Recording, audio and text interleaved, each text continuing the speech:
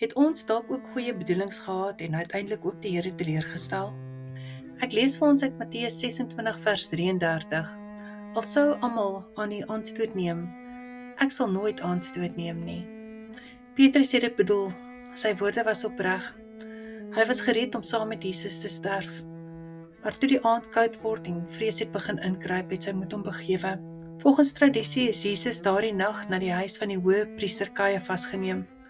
Vandag is hierdie kerkie gebou, staan bekend as Sint Pieters in Galligantu. Galligantu beteken die haan se kraai.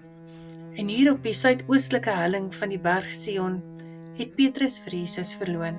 Johannes het daardie nag saam met Jesus ingegaan, maar Petrus het eers bietjie buite gewag. Hy het daar by die vuur gesit en hy het stil en versigtig en baie ongemaklik gewees toe die diensmeisie direk na hom kyk en vra: "Jy was ook saam met Jesus?" Maar Petrus antwoord: "Ek ken hom nie." 3 keer ontken hy. Maar die laaste keer vloek hy sommer: "Ek ken die man nie." En toe kraai die haan.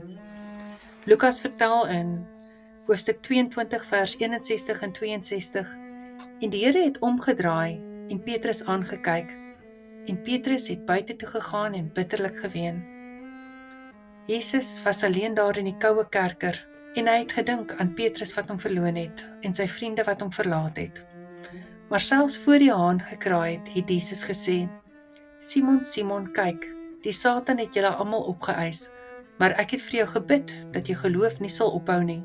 Net soos Petrus by die vuur vir Jesus 3 keer verloon het, herstel Jesus weer vir Petrus by die vuur, in die openbaar waar hy vir hom vra: "Het jy my lief?" 3 keer antwoord hy: "U weet dat ek u lief het." En Jesus herstel hom, in die openbaar net soos sy verloning, en hy sê vir hom: "Laat my skape wei." Petrus, die man wat geval het, word 'n leier, 'n herder en 'n apostel van genade.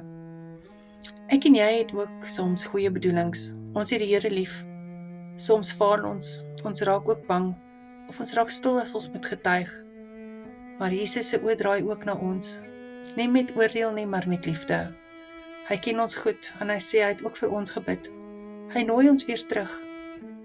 Nie net wil hy ons vergewe nie, maar hy wil ons ook bemoedig, met dieselfde woorde as waarmee hy vir Petrus bemoedig het. En wanneer jy bekeer is, versterk jou broers. Amen.